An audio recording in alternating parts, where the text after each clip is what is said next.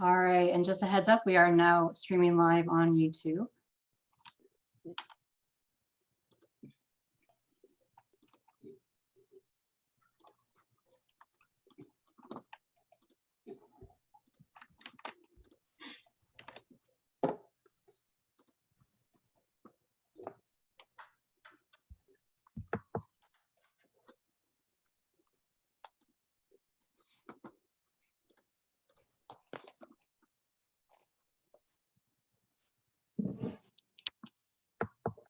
Mute.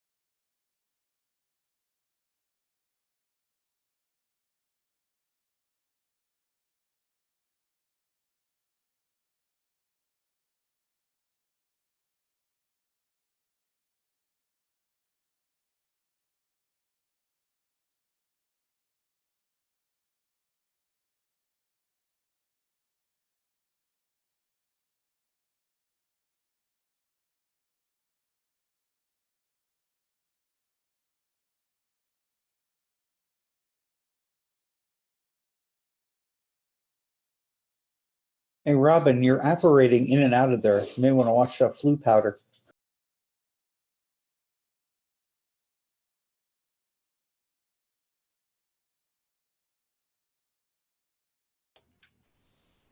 All right. Good afternoon, everybody, and welcome to e-conference number 9. This is the fact that we're already, if we include our special sessions, it's the 11th time we've met already for the e-conference. This is pretty fantastic. We're really glad that you're here. We're starting as close to on time as we can. We have, of course, a special guest speaker today. We want to utilize her time as effectively as we can. But before we begin and work and get to our workshop today on understanding and responding implicit bias. Just want to go over a few quick things. Of course, if this is your first time in one of the Down Dialogues e-conferences, welcome. If we're going to queue up questions for Dr. Messineo today, of course, in the group chat is primarily where we've had a lot of the questions placed. You can raise your hands in the participant window and we'll be able to see those, and those will queue up effectively. And then, of course, after the workshop today, we have our segment of the record shop with Mike Smail, and then at the end, discussion on the future of the e-conferences. So you'll want to stick around for that. But this is a workshop that was largely put together by one of my very favorite colleagues, Dana Thompson from Ball State University. So I'm going to turn it over to her. She's primarily going to be our host and moderator for the workshop today. And without further ado, Dana, take it away. Thank you so much, Michael. Hi, everyone. Dana Thompson here. I'm co-chair of the IPS EDI committee alongside Danny LeBlanc. And I also work at Ball State University. And today, Danny and I are happy to bring someone else from Ball State, Dr. Melinda Messineo, who will be leading today's workshop on understanding and responding to implicit bias, supportive strategies for everyday solutions. So Melinda is a professor of sociology and a distinguished faculty fellow for the Office of Inclusive Excellence at Ball State. And she has facilitated workshops at the local, regional, and national levels, and is a nationally recognized teacher. From Ball State, she has received the Law Head Teaching Award, the Excellence in Teaching Award 2 times, actually, and the Outstanding Teaching Award. And last year, she received the Access Award from Ball State's Disability Services, which recognizes the efforts to ensure access and opportunity for students with disabilities. And currently, with the COVID-19 pandemic, all of our classes at Ball State have been moved online. So Melinda's students are now doing personal reflections of their own lives, autoethnographies. And they're also interviewing people in the Muncie community where Ball State is at about their experiences during this pandemic. And I've been to a few of Melinda's workshops before, and I've thoroughly enjoyed them, and I'm sure you will as well. So please join me in welcoming Dr. Melinda Messineo. Melinda, go ahead. Great, thank you so much. Can everyone hear me? Is this okay? Awesome. So I am so honored to have an opportunity to chat with you all this afternoon, and we are going to have a chance to have some breakout groups where you can converse with one another and some opportunities to share comments through the chat feature. So thank you in advance. Sir Dana's going to help me navigate through that process. So let's go ahead and get started. We have some goals for today with our time together. My hope is that we'll have a chance to explore the values of inclusive excellence that IPS has adopted as part of its strategy around diversity, equity, inclusion. So very excited to have a conversation around that. Thinking also about our own contributions and how we create inclusive excellence in the communities that we are part of, looking specifically at implicit bias and microaggressions within those community interactions. And then my hope is that we'll each set some personal goals on things that we want to work on as we move through our days and come up with ways to remove barriers to inclusion. So let's go ahead and take it away. I love that Dana and the team have adopted the language of inclusive excellence. And in your own materials, you talk about inclusive excellence meaning that it's for encouraging respect, embracing equity, diversity, inclusion in people and ideas and opinions. And this is a really important way to think about the work of diversity, equity, and inclusion, because it helps us look at the world that we are working in, that we are living in, and identify places where there are barriers to inclusion. If these are our values, that we want to respect and embrace equity, that we really want to celebrate differences in our communities, in our families, in our work environment, that we want to think about the ways in which we incorporate ideas and opinions in our own ways of seeing the world. In order to do that effectively in the values of inclusive excellence, we want to remove barriers to inclusion. So I encourage you to think about the places that you have an impact, the places that you have some influence, and we all have some place, where we can have an impact. Think about, where are there barriers to inclusion? And how is it that you could possibly help your organization or group remove barriers to inclusion? And maybe it's in your community, maybe it's in other organizations that you're part of. And I'll give you some examples. I think a lot of times when we think about barriers to inclusion, we first think about physical spaces. Are doors easily opened? Are they the round doorknobs that are hard to open, or are they the lever doorknobs that make it easier to open doors? And within many communities, we talk about universal design, this idea that we can make choices around inclusion that not only helps specific populations that we are most intentionally thinking about, but by thinking about universal design and inclusive excellence, we can't help but make other places more accessible for all kinds of people, including people we weren't thinking about when we made that design change. And so I think about doorknobs. When they originally changed them from the round doorknobs to the levers, they were thinking specifically about people with disabilities who might have a need for a different type of lever. But think of your own experience. How many times have you been holding stuff and used that lever, to open a door, or maybe you weren't feeling well, or maybe you had other needs? And so this idea of universal design as being an extension of this idea of inclusive excellence, removing barriers to inclusion. And I know in your spaces, you think really intentionally around, how are people using these spaces? Where are the barriers to inclusion? So we can take this physical idea and make it a metaphor in terms of, well, where are there other barriers to inclusion in our workspaces, in our social spaces? And I can think of the hiring process really explicitly, where barriers to inclusion get introduced. And so at Ball State University, we've been looking at all of our systems and procedures and policies and trying to find barriers and see if we can remove them. And one barrier that we identified was that when we had people apply for jobs, we used to require that they have official official transcripts at the time of application. So I'm going to give you a chance to think about, where is this a barrier to inclusion? Like, who does this become a barrier to when you require that they have a official transcript at the time of application? So I'm going to put that out there. I'm going to see if people can contribute in the chat, and maybe Dana can read out some of the places, or who does that become a barrier to if we require paid official transcripts at the time of application for a job. So someone mentioned that there might be a financial barrier. Absolutely. So people can't afford transcripts. Very good. Possibly homeschool kids and Perfect. recent graduates. Exactly. So think, when we as a campus, when we made that policy to have official transcripts, which makes sense, right? You want to know that they have the degree that you're seeking. No one intended for it to become a financial barrier, an experience barrier, these types of things. But these policies and procedures unintentionally become barriers to inclusion. So take a moment, think among yourselves, where are there barriers to inclusion in the environments that you work in, or maybe in your communities as well?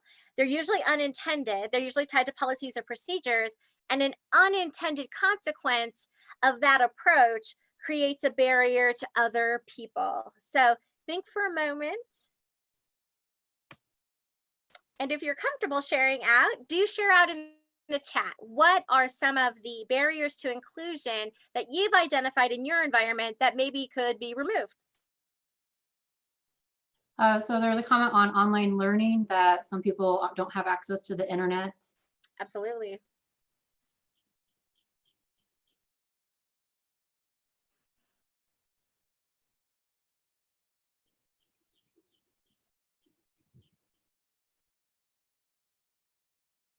That in many museums, a down payment is required for just making a reservation. Oh, great point. Yeah.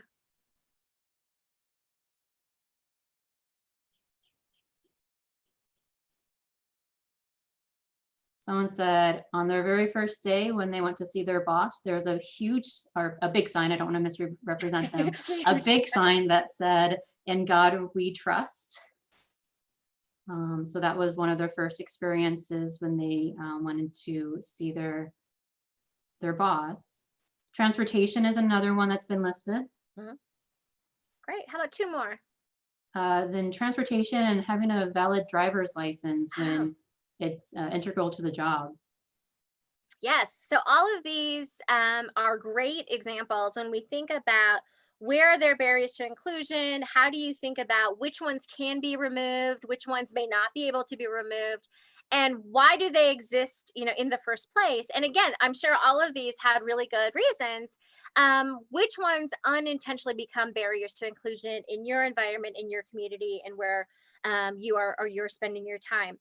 So when we think about the principles of inclusive excellence, it's not only about embracing these ideas about diversity, but also being active in trying to remove barriers to inclusion in your environment. So I hope that you'll think about that. Another part of inclusive excellence is related to our own dispositions, about how we explore our own competencies around different cultures and different communities. And when I started doing this work a while ago, I remember we used to talk a lot about cultural competency, that we wanted everyone to be fully culturally competent. And one of the things that we've realized over time is that to be fully culturally competent is probably an unrealistic goal, especially as our world gets smaller, in the sense that we're coming in contact with more and more people from different experiences, different worlds.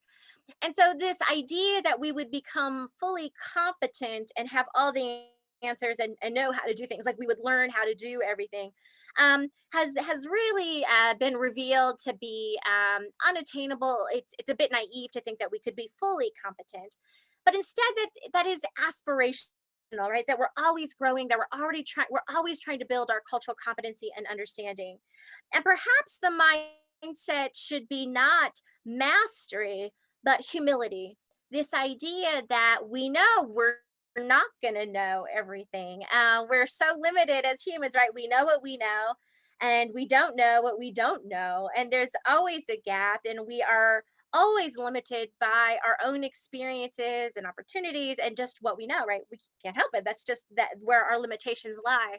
So while our goal is aspirational to be moving towards competency, we recognize that as we engage and as we're learning, that a disposition of humility, of cultural humility, this idea that, you know, I may make a mistake here, or you know what, I'm not familiar with this culture. I want to be thoughtful about what I do because I don't know and I may make a mistake. In fact, odds are I'm going to make a mistake. So let me enter with a desire to learn, and humility, and being listening to find out more, and not being frustrated or disappointed in myself that I don't know everything, because that's inevitable, but empowered to know this is an opportunity for me to learn more, and coming with a mindset of humility can be very helpful.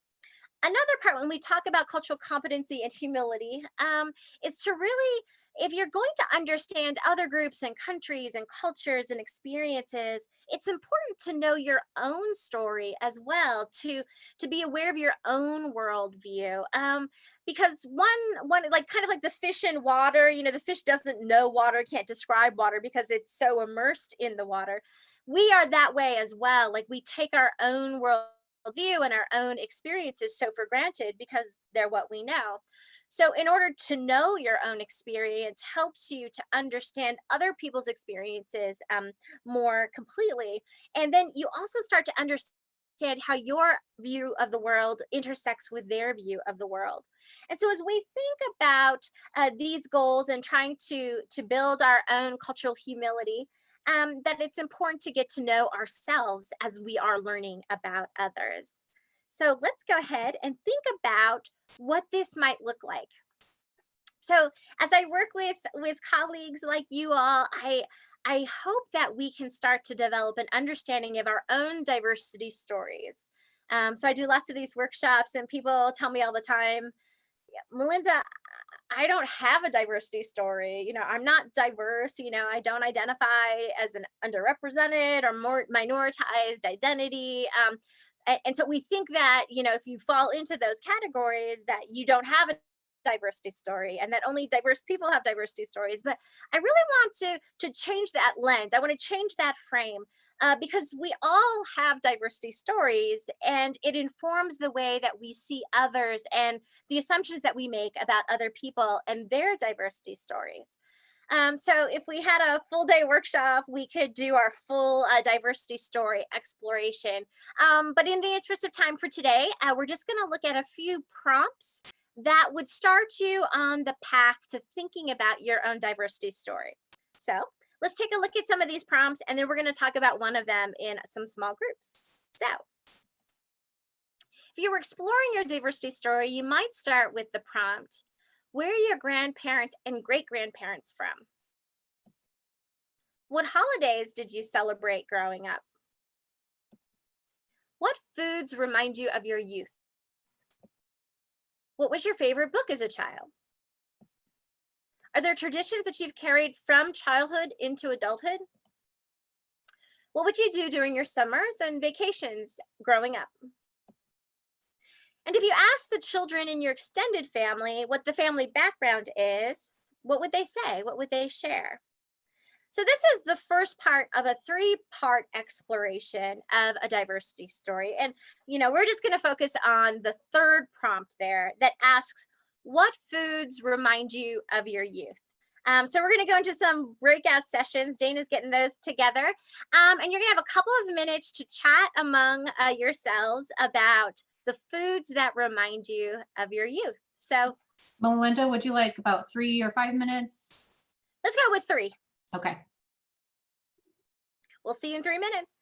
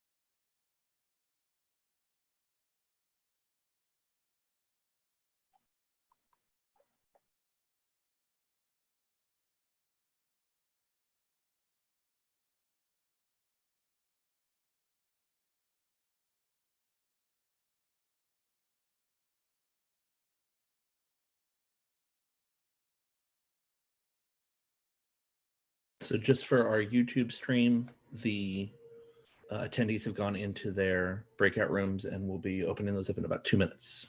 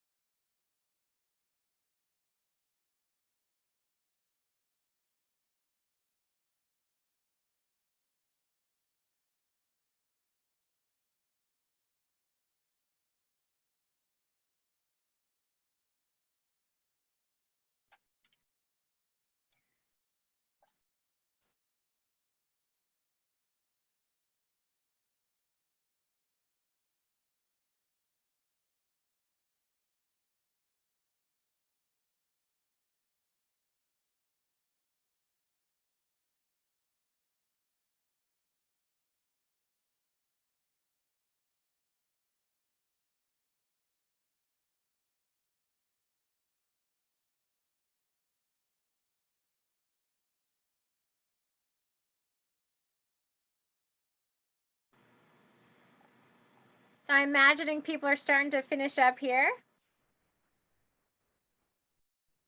Michael actually helped with that part of the presentation. Yeah. So I think you know how much time is left, Michael. I can't see that. Yep, we're you should see people starting to come in. Yeah, it's 3 minutes and then they have 60 seconds to get out of the room. So that way nobody gets cut off and so we can see everybody. Yeah, everybody's returning.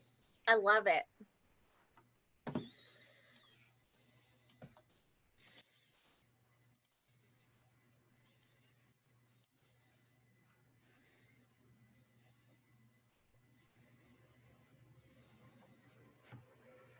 At least we know what to do for the next time.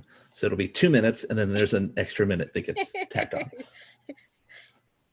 The more we learn, right?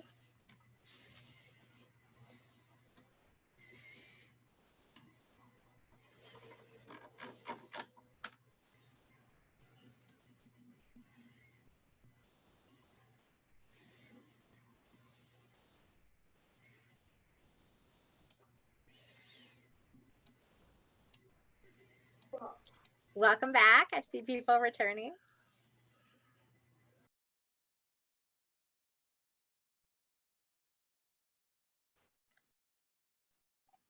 Great. So I would love to hear or maybe share out in chat. What were some of the foods that reminded you of your youth? So Dana, what are you seeing? Let's see.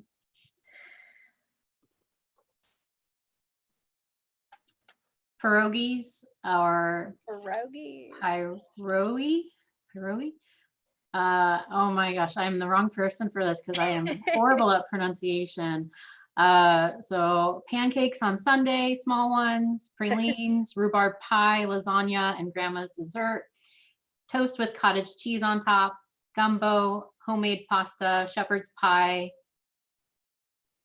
laid cheese, dumplings, pig's feet, and sauerkraut, homemade chicken noodle soup, and matzo, homemade cakes for my birthday and icing, meatloaf, Spanish omelets, tuna casserole, homemade cakes, fry bread,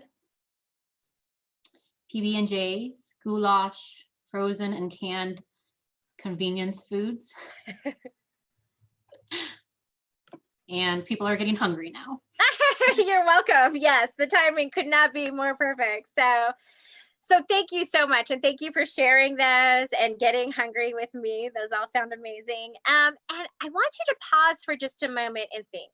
As Dana was reading through that list, or while you were in that group with the people talking about the different foods, was there a food that as soon as you heard it, you had a moment of recognition, like you heard goulash, or you heard peanut butter and jelly, or you heard steamed dumplings, and you thought, oh yeah, that reminds me of my youth. And you know that feeling of connection and recognition and warmth? That feeling is what's known as affinity. And affinity is critical to group bonding, to relationship building, and to just bringing people together. And affinity ends up becoming kind of a shorthand because we often think that, well, if we share this in common, we probably share other things in common as well. And we find that we tend to give people whom we share affinity with greater benefit of the doubt. And so if there's a slight misunderstanding with someone whom we shared peanut butter and jelly with, we're like, well, we generally see things eye to eye. I'm going to give them the benefit of the doubt and let's continue to learn and grow. But let's say there was a food item there and it was lasagna or something. And you're like, yeah, I've had lasagna. I don't really have the warm, fuzzy feelings about it. It's not that you won't like the person who said lasagna. But that moment of connection, right? That real, oh yeah, let's talk about Saturday or Sunday morning pancakes or whatever. It'll take more effort to build that connection. So affinity is a really critical part of group bonding. It pulls people together. It gives people trust as they work together. But also, affinity can end up becoming a barrier to inclusion for individuals who don't share that affinity or that experience or that recognition. And so a lot of times what groups are trying to do is to establish where they do share affinity or build affinity. But importantly, to not let affinity identities become barriers to inclusion. Now, I say that like, it's important to be in groups of affinity. That is critical, especially if you are underrepresented or a minoritized individual. Connecting with individuals who share those affinity experiences can be the difference in terms of recharging your batteries and just, being able to reconnect that way. But we also want to make sure that we find ways to build affinity within groups and across groups. And again, we want affinity to be, amplified and built, but we don't want it to become a barrier to inclusion. So you can imagine if we had enough time that we would go through all of these different experiences, learn more about each other, get to know one another, and even recognize that these prompts themselves reflect a specific cultural and socioeconomic place and experience, and that we would have other questions and other cultures to explore, a more global or more international experience as well. So it's really important that we remember that as we develop our cultural competency, as we develop cultural humility, that we know ourselves and we know what we know, and we realize that there are gaps and we don't know what we don't know. And that when we think about diversity stories, and more importantly, what we think we know about diversity stories, that there's actually a lot that is not visible or available to us most of the time. So hopefully you can see this picture of an iceberg, and this is a symbolic representation of individuals' diversity stories. And one of the things that you can see is that there's the stuff above the waterline of visibility, and there are the things below the waterline of visibility. And so the things that are above the waterline are the physical or the phenotypical differences that we may perceive among individuals that we come in contact with. So, our perceptions of their skin color, or our perceptions of their gender or their race, or maybe their age. And these again they're based on phenotypical markers. And if you've ever misguessed somebody's age or racial ethnic identity, you'll know that we often get these wrong. But we also inevitably base a lot of our understanding about what we think we know about a person on those parts of their identity that are above the waterline of visibility. But what I hope that this image communicates to you is that there's so much more that makes up individuals. There's so much more that makes up our own diversity stories that just isn't visible, isn't immediately available until you get to know someone, until you develop a relationship, until you develop that trust, where someone feels comfortable enough to share with you a more holistic view of their diversity story, which might include their heritage, their talents, their perspectives, their political views, their value systems, their working style, their beliefs. And so we want to remember that people as a whole are, more complex, which is so, cliche to say that. But remember that when we interact with individuals, the more we know our own diversity story makes us more open to understanding other people's diversity story, and recognizing what we phenotypically think we know about a person is just a tiny piece of who they are. And we may be making wrong assumptions. We may be making mistakes because we have such limited information. So that'll end up being important as we go through. The other thing to keep in mind is that our own awareness about diversity and our diversity story and the experiences of others can vary widely within a group, within a community, within a country.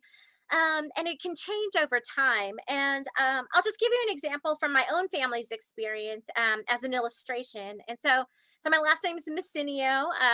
My family's Italian. It's actually Sicilian. My grandpa would be very upset if I didn't point out that our background is Sicilian. And he was first generation. My dad remembers growing up in an immigrant neighborhood in Passaic, New Jersey. And he and my grandpa and my family would tell stories about how they experienced the United States going through these different stages of diversity awareness and how they were treated in the community. And this could apply in different contexts, in different settings. And of course, we have the experience as voluntary and involuntary migrants who have come to this country who have different stories as well. But I'll use my family's experience as an example. So they remember early on, my grandfather would talk about when the Sicilians first came to this community, that there was denial among the community members who were still there. They were not seen, they were invisible, they were not appreciated. And in many ways not viewed as human, just not really engaged with. But over time, as the populations got bigger, they noticed defensiveness within the communities and the neighborhoods that they were trying to make a home, and that there were lots of stereotypes about them and images and comic strips and things that were rather derogatory. And I remember my dad recalls being called a garlic eater, and not recognizing, what did that mean and why were they being so pejorative towards him and his family. And of course, as time progressed and the country is changing, he remembers how as they became known neighbors and people started building relationships with the families, that the community would start minimizing the differences and saying, oh, Joe, he's a good guy, he's a good family man, and these types of things. And they would minimize these differences. Now that can be problematic, right? Because those differences and those identities are important to who we are, and everything is tied up into that, but being more accepted and the awareness that it was showing among those community members. He remembers over time that not only did they become more integrated, that there was an awakening within the country around people's identities and awareness about ethnic identity. And so he remembers how there was this increase in festivals, the German festival and the Italian festival and the Greek festival, and all these ideas where people were becoming more embracing, instead of just sort of blending in and assimilating, that people were embracing their identities and seeing the value that was coming from these different experiences, to ultimately adaptation, where people became very fluent and very flexible, talking to different groups and different communities and different languages and different cultures. And it was a really positive thing that he remembers and experiences it. And he remembers, even as he entered his more advanced years, about really thinking the country had become very multicultural and very accepting, and of course, seeing problems that existed, but over just the course of his lifetime, seeing so many of these changes, and not only for him, but for other communities as well. And I offer this as just an illustration of how things change over time, and people change and communities change. And we as individuals may be very advanced in our awareness around different cultural experiences from one population, and then be not very aware about a different population. do you know people from Ukraine, or do you know people from Somalia? You know, maybe that is a lot of just, you know, ambiguity. You know, you're not sure about those, where you have really high cultural competency around other groups, and the way that you're able to move fluently around those different cultural differences. So again, reminding us around this idea of humility and knowing that any individual may be at different stages, any community, any country, and being cautious that people can lose ground and move away from these values and these acceptances as well. So we have to be vigilant as we work around our own diversity awareness. And I know among people who are really passionate about diversity awareness, they can be very frustrated sometimes when they see people who aren't at the same location as they are. And so our hope is that we can help individuals find their path and continue to move on their path. Because just like we don't become fully culturally competent, we're always on a journey, we're always growing, we're always learning. And so someone may be at a different place in their journey where we just aren't there yet. And so if we're going to be doing this collectively, we need to remember that people are at different places. And the objective is to keep moving and developing our own awareness and humility. Now, when often we talk about diversity, we often think about the legal definitions, and those are critically important. There are very specific guidelines that are put together by the EEOC, which is the Equal Employment Opportunity Commission. Many of your organizations, I'm sure, are equal opportunity employers, which is very important. That means that your organization agrees not to discriminate against an employee or candidate based on their race, color, religion, national origin, sex, including pregnancy status, physical or mental disability, or age. And the protected class category for age is 40 or older. We also know that gender identity and gender expression are being added to this list, as well as genetic information. And cognitive differences. And so it's important to know that the EEOC has developed these guidelines to have these parameters around protected classes and protected class categories, because these individuals, we as individuals, in these different categories, have experienced systematic and institutional bias and discrimination because of these identities. And so we want to remember the EEOC guidelines and respect them and honor them because of the importance that they represent. But we also don't want to be limited by them as well. And we want to think of diversity as inclusive of those and beyond. Because if you think about your values around inclusive excellence, you want to remember that there are barriers to inclusion in many places. And so having a broad idea about what our goals are in terms of creating inclusion may not be fully realized within the EEOC guidelines. And so we want to embrace those and expand those as much as your communities need. And so thinking about that, you know, beyond EEOC, how do we embrace this? How do we keep that in mind? Now, I mentioned, you know, there's these different stages. I talked about my dad's own experience going through those different stages in the communities that he lived in. We also know that things change. And as my dad was getting older, I remember him being kind of confused and frustrated by some of the language around diversity and inclusion. And he asked me at one time, he said, you know, when did tolerance become a bad thing? You know, my dad lived through Jim Crow era. He remembers, you know, segregation and signs that told people where they were allowed to go, and was very aware and frustrated by those limitations that people were experiencing. And he remembers when being tolerant was a pretty big deal and a big culture shift. But our society has moved away from even thinking about tolerance. And he wanted to know, like, why have we moved away from tolerance? Like, when did that become a bad thing? And so I'll turn this over to you in the chat feature. Why do we not think about tolerance this way anymore by posing the question, what are things that you tolerate? What are things that you tolerate? So if we understand what we tolerate, that'll get us to our next part of the conversation. So in your chat, share with Dana, what are some of the things that you tolerate?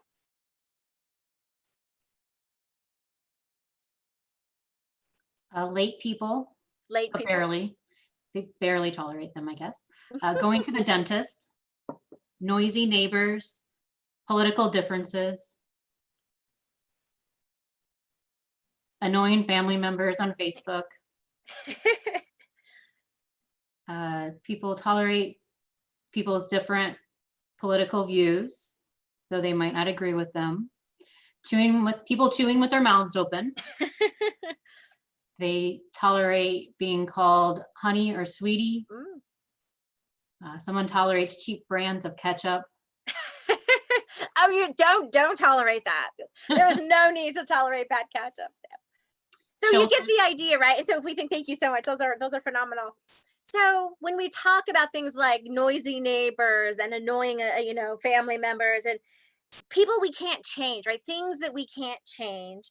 They aren't pleasant things, right? These aren't nice things. And there's something about our own sort of good graces that we allow them to continue to exist, right? That you have not done anything to get rid of those noisy neighbors' dogs or whatever, right? They still exist in the universe. And so when we think about the language of tolerance and why when we think about diversity, equity, inclusion, and inclusive excellence, and we're moving away from the language of tolerance, it's because of how we think about things that we tolerate, mosquito bites and siblings and traffic. I always like to know, like, if you have a sibling, were you the sibling who did the tolerating, or now be honest, were you the sibling who had to be tolerated? So I was a twin. We used to gang up on my older sister. We've worked it out. We've all come to terms. But the idea being that there is a change in the way we think about things that we tolerate, right? We don't want to use that language. When we think about tolerating diversity, we want to instead think about, valuing, embracing, and celebrating diversity, like your statement does when you talk about inclusive excellence. And so nobody argues with this. This really makes sense. Like people, yes, we want to really celebrate diversity, but even when you think about that language, it can ring a little bit, hollow. Celebrate. What does that mean? Well, I really want us to hone in on this idea that diversity isn't just because we don't like diversity just because it's the legal thing to do or PC thing to do, or diversity is nice when you can get it. I know a lot of times in the hiring process people are like, well, we don't have much diversity, but that's okay, it's nice when you can get it, right? The idea being that diversity really represents the strength of an organization. It represents the strength of a community. It gives opportunities and perspectives that improve a community, a country, however our scale of consideration is. And so when we think about diversity, moving away from this, we should do it, we have to do it, to we need to do it, that we benefit greatly because of it. And we already do this in many places, right? We value diversity. We recognize it as a strength in many different settings. And so I'll give you some settings where we intuitively already know that diversity is the strength.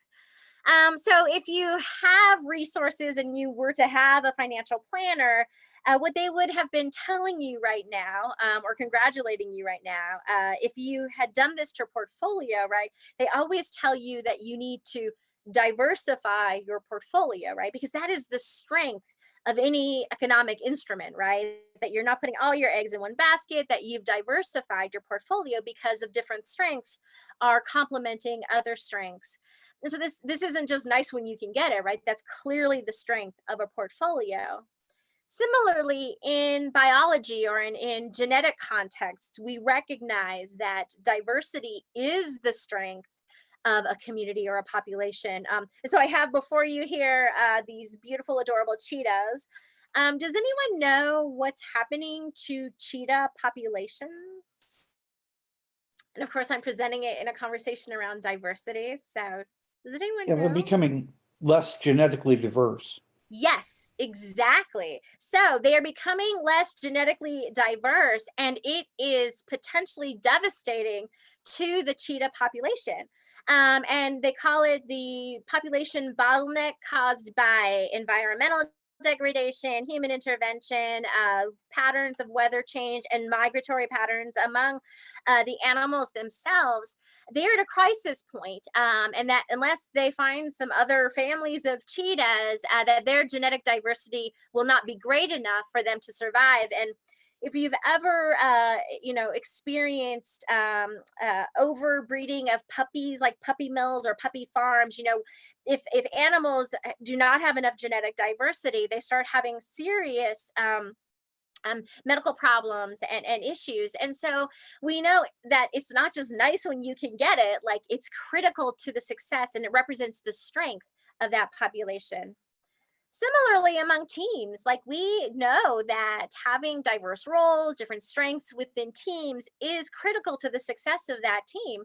And if you've ever worked with little kids who do not understand the strength of diversity, you know that if everyone tries to do the same role, if everyone tries to play the same part, the team is not going to be successful. I think of like Pee Wee football or soccer, where you tell the kids they all have this certain role, and they're nodding and they're like, yeah, I know my job, and then the ball goes out on the field, and everyone immediately forgets what they're supposed to do, and they run after the ball, right? Because they all want to be the receiver or whatever that is, right? They're not valuing the diversity, the strength of diverse teams. And so we know this in these settings, and we want to take that intuitive value of diversity as the strength and move that into our organizations. When we think about boards and board membership, when we think about work teams, when we think about hiring, not just because, it's nice when you can get it, but that it's necessary. It represents the strength of every team or group or community. And the research supports this. Research shows that diverse teams produce more creative outcomes. They avoid homogeneity errors. And so a homogeneity error is like groupthink. And you can even think with us, like, what if when we had gone to our breakout rooms and we were talking about food and, things that we were thinking of reminded us of our youth, what if we all said mac and cheese, let's say, or bologna sandwiches? And while we would have felt, great affinity, right? It would feel wonderful. We'd be like, like schools of fish, swimming together. It feels great. We're all going the same way. It feels wonderful. Or starlings. Have you ever seen starlings? Those flocks of birds that just move together. That's an amazing feeling. But when you are pressed for a new idea, when you're pressed for a more creative idea, everyone having the same experiences and having the same ideas leads to errors of homogeneity, that you only know what you know and you don't know what you don't know. And so if you haven't had opportunities to think outside the box in this way, you're going to have challenges as a team, because more diverse teams come up with more ideas, they have higher success rates. And, while it feels good to be in affinity, it's those different ideas coming in contact with one another that produces creative sparks, right? That friction. Oh, I've never thought of it that way. I've never had that experience. You don't say, well, I would never have gone that direction, right? Those differences are what create the creative sparks that are the strength of diverse teams. And when you're pressed, when we're in these unprecedented times, you need those different views in order for groups to thrive and to be successful. Now, one of the things we also know about creative groups and the friction that creates creative ideas is that the research confirms that greatest strength, the creative spark, can also be groups' weakness. Because if you don't know how to navigate and elevate and amplify the strength of diverse teams, it can end up being conflict. As groups, we tend to move towards the affinity, right? We like it when everyone's like swimming together and it feels great, and the birds are flying together and it feels great. But what if there's some disagreement? We tend to go along to get along, right? I don't want to be the squeaky wheel, or, I'm the minority here. I'm just not going to say anything. I just want the group to get along. Well, one of the risks is that because we don't have really intentional strategies around how is it that we can really harness those creative sparks, we find that conflict can emerge in groups and misunderstandings can emerge in communities. And so we're going to spend the rest of our time today is talking about how is it that you can navigate, anticipate, and manage those for really productive outcomes. And we can think about that in many different places in different settings. Now, one of the ways in which we see these misunderstandings reveal themselves is in the form of microaggressions. So you've agreed to be part of this workshop, so I'm guessing that you know a little bit about microaggressions, or at least are curious about it. For this context, we're going to talk about microaggressions as everyday verbal, nonverbal, and environmental slight snubs or insults, whether intentional or unintentional. And I'll pause this right there because that unintentional is really important. These slights and snubs, I think more often than not, microaggressions are unintended, that people are just going along there every day, you know, and then they inadvertently do a microaggression. And so what ends up happening is that these snubs communicate hostile, derogatory, or negative messages to the person who ends up being the target of it. And it's related to their marginalized group membership or their marginalized group identity. Again, often unintentional, people aren't doing it, but it doesn't necessarily feel unintentional, right? Or the impact that it has on the individual can be really, really significant. And I want to remind us of our own diversity stories, right? We are complex people, and because of our really rich diversity stories, we have what are known as intersectional identities, where in some contexts, our identity is in the privileged position. And then other parts of our identity, we are not in the privileged position, that we are more subordinate to, you know, whatever it may be within that different context, right? So because we are, you know, have really rich diversity stories, that we have intersectional identities, we are all potentially vulnerable to microaggressions because we may be the person who is the target intentionally or unintentionally because of our marginalized group identity or marginalized group membership. So all that to say is we all potentially can experience microaggressions, and because we're all in different positions of privilege, everyone has positions of privilege in some way, possibly doing microaggressions against individuals, again, intentionally or unintentionally. Now, because of specific cultural context, because of how countries and communities are set up, there are situations where certain identities, certain marginalized groups experience more microaggressions than others. And so if this is your identity, if this is the part how you navigate the world as a marginalized or minoritized individual, you're more likely to experience more microaggressions. And the cumulative effect of experiencing all these microaggressions can end up being exhausting, right? It is overwhelming. And while one person may be doing the microaggression, it may be the 1000th time that you have heard or experienced that same microaggression. You know, so it's like mosquito bites, right? If I get one mosquito bite, it's annoying, but it's not that big a deal. But if I had 1,000 mosquito bites, that one tiny bite is amplified. That's going to have an impact on an individual and how they feel and how they connect with others. So we want to think about microaggressions as something that we can anticipate and we can temper, and as groups that we can mediate. So I want to give you some examples. These are from a school context, and then we'll talk about some that you may encounter in your own environments. Where people talk about the ways in which they have experienced microaggressions. And so these aren't Ball State students, though I'm going to give you an example of something that did happen at Ball State. But these are students reporting microaggressions that they have experienced in their communities.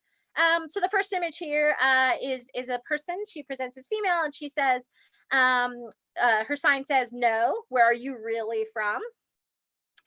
The next image says, "So what does your hair look like today?" she said, as she pulled off my hat without my permission. So someone might argue that isn't even a microaggression, you know, it's pretty bold. The next slide says, have you ever had real sex? So what could be the assumption there? What are they making their comment regarding her identity? Two more slides. The next one here says, oh, I wouldn't have expected you to be a science major or you to be a science major. So what are the assumptions there? She, presents as female. So is it that women aren't in science? How do we think about that? And the last image there, are you a man or a woman? Like immediately just wanting to know and questioning this person's identity and their place within the group.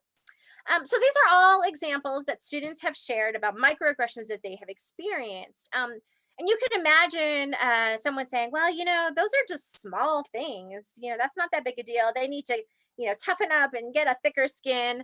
But imagine, again, this isn't just one time, it's 1,000 times. And if they were preventable, right? If we could prevent those micro traumas, those micro harms, that would be really an amazing way to remove barriers to inclusion. And so we've really embraced these values of inclusive excellence. This would be a place that we could really make significant progress. So let's look at this first example here. I'll offer you an example that happened at Ball State. It wasn't this individual, but a very similar story. And it came to my attention in the Office of Inclusive Excellence because the father brought the situation to our attention. So it turns out his daughter was attending orientation, and this is the time that they're on campus, getting to know each other, getting their classes together, and then they'll come back, a few weeks later to actually start classes. And so it was summer orientation, and they're standing outside in this lovely quad area, and they're throwing this ball around. And as the students catch the ball, they're supposed to answer the question. And the question that they were answering in this activity was, where are you from? And so this man's daughter, this young woman, she catches the ball and she answers the question, where are you from? I'm from Carmel, which is a town here near Indianapolis, or a neighborhood within Indianapolis or near Indianapolis. And the orientation leader immediately comes back and says, no, where are you really from? And the father describes it that his daughter just, completely retreated into herself. She mumbled an answer, no, I'm really from Carmel, and then didn't say a word for the rest of the orientation, was just completely silent. And then went back to her dad and said, Dad, I just can't believe that they are still, making this comment to me. I knew in middle school, but still here even in college. And what the father shared was that the daughter had been adopted from South Korea. So she phenotypically, kind of like that above the iceberg kind of information that people had, she looked different. But she identified completely being from Indiana, right? She's from Carmel, that's her hometown. But she was immediately challenged on that. And she was just crushed and she felt just, this was a horrible experience. So the dad brought it to our attention. Maybe we could do something. But I'll pose this to you. So in the chat feature, share, why did it bother her? How did it make her feel?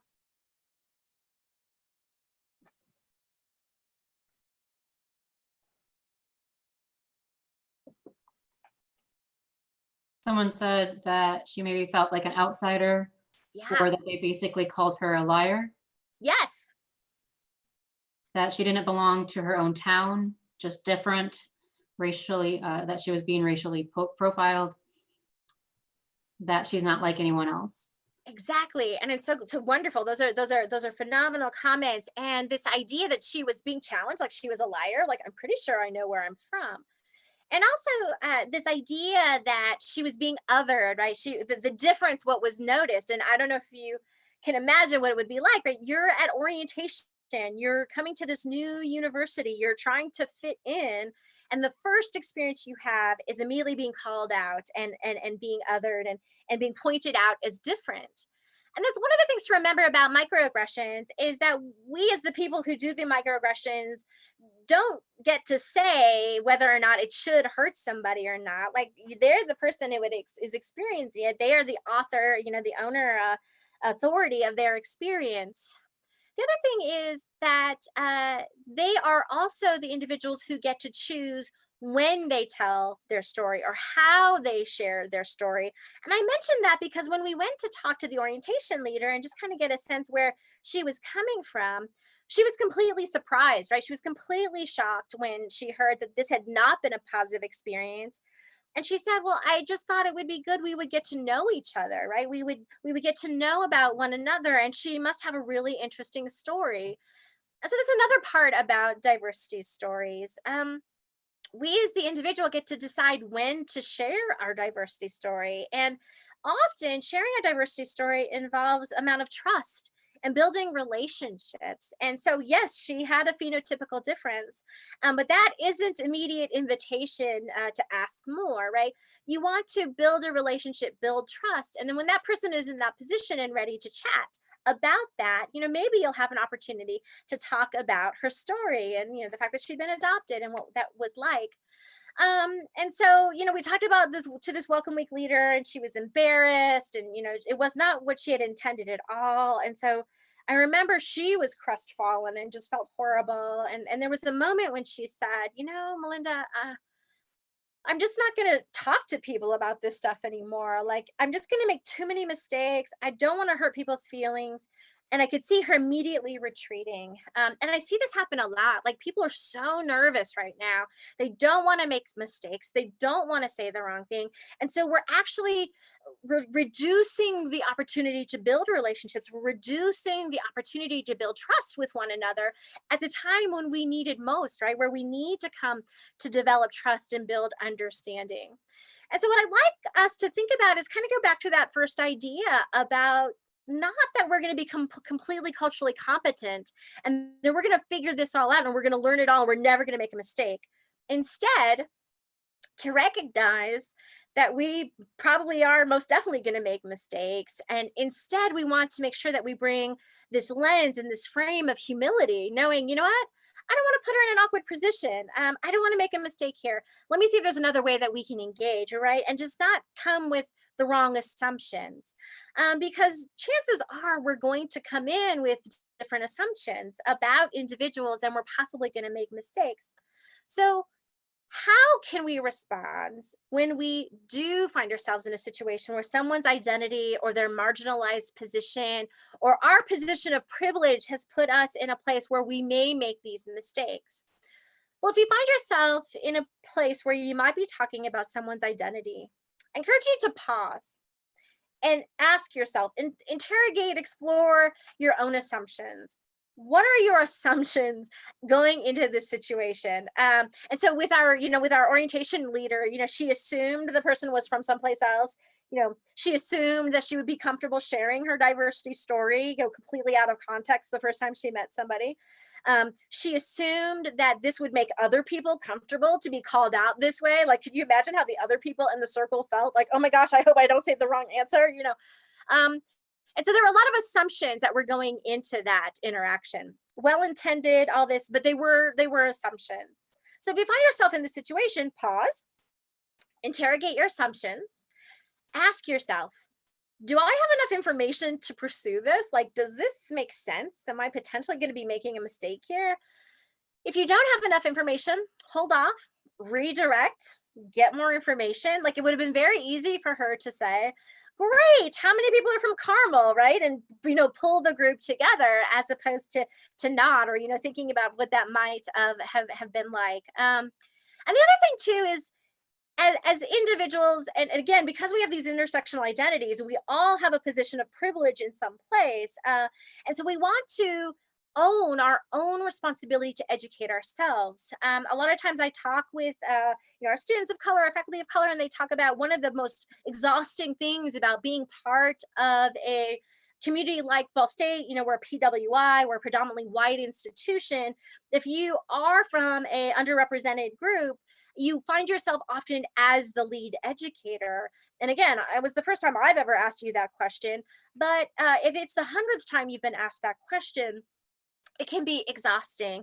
And it becomes this constant reminder of your differentness and your otherness. And so instead, we can take responsibility and educate ourselves and learn more and find out more so that we can engage in a more informed and more trust building context. And so that's a great opportunity to learn more. And then when you have enough information, then you have an opportunity to think about moving forward.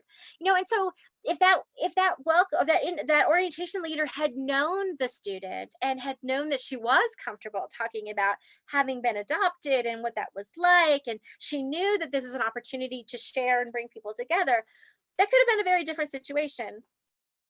But she didn't have that information. She did not have that trust. She didn't have that permission. So think about that yourself. Pause. What are your assumptions? Do you have enough information to proceed? If not, get more information. Maybe you can act then. If not, redirect, come back to it. Maybe you'll have an opportunity, if you have a closer relationship or build more trust, to pursue that more completely or more fully. So here are some other examples that I'll pose to you to think about in some different settings. I've done a number of workshops at museums and different contexts, and these are some examples that have come up where people have shared microaggressions that they have experienced. So let me read through these. The first one says, I'm an older woman and a docent came up to me and redirected my path to show me where the elevator was located. The second one, an employee told a co-worker to watch me because I looked like I didn't quite belong. The third one, a presenter mentioned that I was really smart for a kid who came from poverty. So it was a group that had come from a school in a less affluent part of town, and they were being really complimentary and said they were really smart for a kid who came from poverty. And then the last one there, an employee said I spoke really good English for a foreigner, for being a foreigner. So again, I pose these to each of you, and let's just look at that first one there. And so this was a woman, and she had shared out in one of these contexts that she experienced this as a microaggression in a museum, where the docent came up, again, very helpfully, redirected her path to show her where the elevator was located. Why would that be problematic? Why would that person feel that, experience that as a microaggression, would you imagine? I'll offer that to the chat.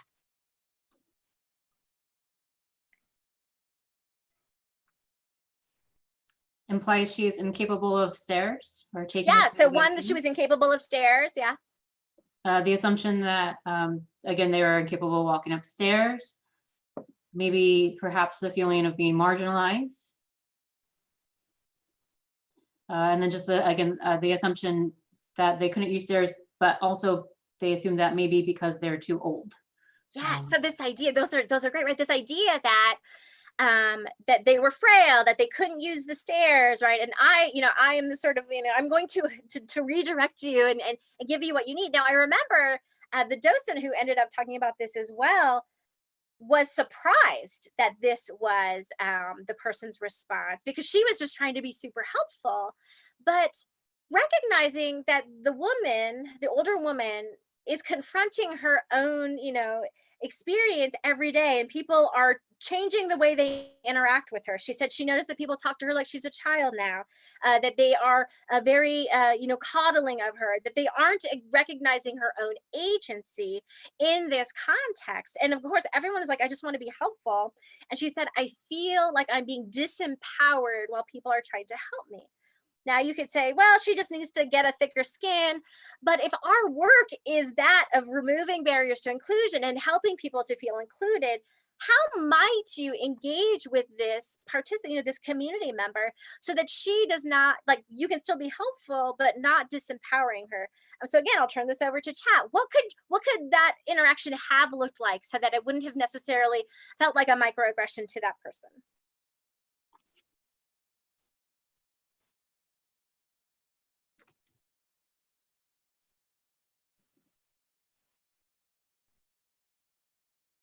Someone said to ask the question, would you like directions to the stairs or elevator?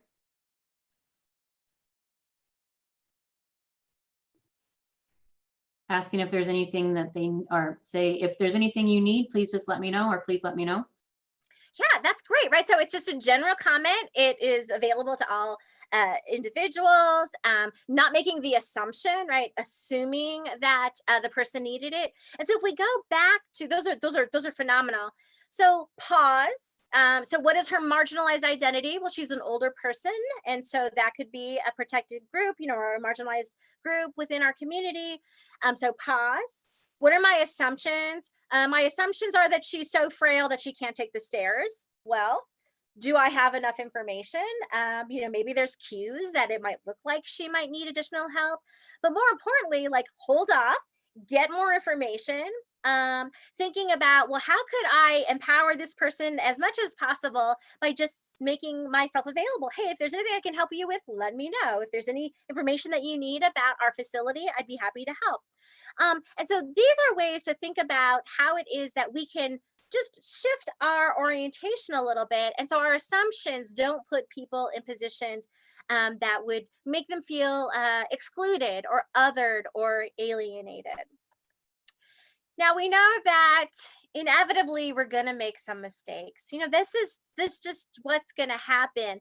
And a lot of the times when I would hear about concerns around microaggressions in the Office of Inclusive Excellence, it wasn't because the person was upset about the first thing that happened. It was how the person reacted when they tried to seek conversation around the topic. And so one of the things that we want to also build on is not only can we microaggress less, can be aware of our own position, our own privilege, interrogate our own assumptions, but can we develop strategies when we do make mistakes to move towards quicker recovery and repair within groups and within relationships? So let's say that one woman in the space kind of called you out on it and said, why do you think I'm too frail or something? Or like, do you realize that you're harming, you're hurting my feelings by saying that? What we want to be able to do is to be able to be really engaged in how to work towards repair work. And so first of all, if you find out you've made a mistake or someone has perceived, a microaggression and they've brought it to your attention, the first thing you want to do is just listen to what they're saying. Again, the docent who did that had no intention to harm her, was actually trying to be super helpful. But hearing her talk about how people are treating her like a child and frail and how that makes her feel very disempowered, the docent had never thought of that before. And by listening, heard a voice that they had never experienced, right? Because we only know what we know and we don't know what we don't know. That docent didn't know that perspective. And by listening, instead of getting defensive immediately, was able to respond more effectively. The second thing is own your role. Again, not intended, but it did cause harm to that person. And, the person could easily say, I am so sorry that I hurt you that way. Thank you for sharing your experience and your perspective with me. I am sorry that I hurt you. Now, I mentioned I am sorry really deliberately because you also want to make sure that you give an authentic apology. And I don't think our culture is especially good at apologizing. There's lots of reasons. I mean, we're a fairly highly litigious society, so that could be part of it. We're not very practiced at it. And when we do it, it's often kind of distancing. Have you ever gotten a text where someone like texts you, sorry, it's like, sorry exists in the universe and I'm just sort of generally nudging in your direction. Sorry, really own it. I am sorry because what I said hurt you. And that was not my intention at all, but the harm is real and intentions don't matter. The harm exists. And what I want to do is I want to see, can we move towards repair and recovery in this situation? In some places, the person may not be able to move towards recovery and repair.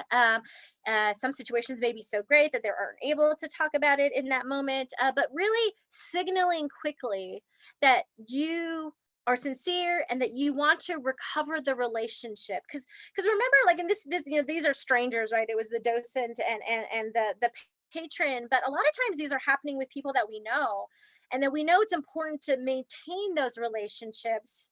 I think it's a little bit naive for us to think we're not going to have conflict in groups and we're not going to have misunderstandings. Like, that's a given. If we've got humans involved, we're going to have misunderstandings because we all, have our own biased perspectives. So what we want to do is demonstrate that we are really sincere about wanting to repair and maintain that relationship. And I encourage groups and teams to develop actually very explicit strategies for recovery and repair. I mean, I'll give you an example. I'm part of a community organization that works with under-resourced individuals who are navigating their path out of poverty. And it brings people from all socioeconomic status and identities and group categories. It's a very diverse, very intersectional group. And lots of different communication strategies and patterns. So they've been very intentional and explicit and transparent about how they navigate misunderstandings. And so they use this strategy, and I don't know if you've used this in your own community groups, but it's called oops and ouch. Have you ever heard of this approach? And so the idea of oops and ouch is, we're just having a conversation here, but we are in agreement as a community that recovery and repair is important. And we know that relationships are important, the most important thing. And so if someone says something and it hurts their feelings, or they think it's not a good thing to have said, the person can say, ouch, whoa, ouch. And what that does is it signals like, okay, pause. Let's have a conversation of something that just occurred here, this interpersonal sort of snafu that just occurred. And then I, as the person who did the mistake, can say, oops, sorry, let's pause here and let's have a conversation about what just occurred. And so what this does, maybe it was a microaggression or something like that. And what it does is it gives us an opportunity to do two things. One, it has the person who experienced it has a chance to say something, because often we don't say anything, right? We go away, we gripe in the corner, we gripe in the hallways, and we never really address these things. And that can become toxic to groups. And so you want to make sure that you have mechanisms to navigate that. And I'm often like oblivious, right? I don't even know that I've done it. So I just keep going on and microaggressing everywhere and never having any opportunity to learn and grow. And because we're working together, this is an opportunity for the person who experienced the microaggression to say, can you explain that a little bit further? Tell me what you were thinking, right? Because I may have an assumption about, I'm trying to read your mind or something, and I think I know what you're saying, but maybe I don't. Let me give you an opportunity. I'm going to give you the benefit of the doubt to explain that a little bit more fully. And so the ouch indicates, let's pause and look at this. The oops is, hey, let me back up again and restart that, right? Because maybe it was completely a mistake and I just misspoke. Or maybe I kind of meant it and I really need to rethink what I was saying, because maybe I was making some assumptions about that person or their identity or their experience, right? So I offer oops and ouch as one of many possible strategies that groups can use to move towards recovery and repair. And it doesn't just happen. Groups have to be intentional about it. You need to have mechanisms. And it is critical to keeping groups from getting toxic, because those things just build up, right? We get our lists of grievances, and then we bring our lists of grievances to all our meetings and stuff like this. And so we need to make sure that we're cleaning those lists off and having conversations. Now, I put like a big caveat here. There are clearly situations that are bigger than oopses and ouches, right? That need to be addressed in much more serious ways. But in the little and intrapersonal, those kind of experiences, we need strategies. And so I offer it to all of us to try to develop these as well. So as we think about this, those microaggressions are pretty common. Where do they come from? Like, if I can't possibly anticipate every single microaggression, how am I possibly going to get better at this? And so one of the things to do is to remember that microaggressions are based on assumptions and perspective bias, and they connect to what are known as implicit biases that inform the way that we engage with the world. And I remember when I first started this work a long time ago, that we used to talk about there were biased people and there were unbiased people. The biased people were bad and the unbiased people were good, and we all wanted to be good. And so none of us were biased. And one of the things that we realized was that because we were all good and unbiased, we never really interrogated any of our biases that we might have. So fast forward, a number of years, and one of the things that we've learned from cognitive science research and how the brain actually sorts information is that it isn't that there are biased people and unbiased people. Everybody's biased. It's how we sort information. It's how you make sense of millions of bits of data every moment in your day, right? Your brain is sorting stuff. It's using things you're familiar with, your experiences, things commonalities, right? And it's just moving all these assumptions around, right? And it's trying to help speed up the world for you because there's so much information. So we are inevitably biased in how we look at the world, how we see the world. It actually is a feature to help us function in the world. But it also creates perspective bias, right? We quickly draw assumptions. We quickly move to our own understanding of a situation, and it can put us in a situation where we make mistakes. And so I'll give you an example of perspective bias that I experienced. I was on a trip to Italy. As I mentioned, my family's Sicilian, and I was on this trip, and we were in Florence. And our tour bus arrives, and we are in Florence. It's about 2:00 in the afternoon. As we're gathering our bags and everything, and we're getting off the bus, we start to notice that all the shops are closed, and things are pretty quiet. And there's this one woman on the bus who is not happy. She is very upset, and she starts to get really agitated. And she says, "I can't believe the shops are closed. What's going on here?" And she says, I remember this very clearly, "Those lazy Italians, they don't even know how to run an economy, because if they knew how to run an economy, they'd be open right now, because I would be dropping $500 here right now. Those lazy Italians." And so, we're on the bus and we're all nervous, maybe she's hungry, someone give her some bread, right? This idea that she was very upset. I've had people say, "Melinda, that's not even a microaggression. That's just downright aggression." So I think there's some truth to that.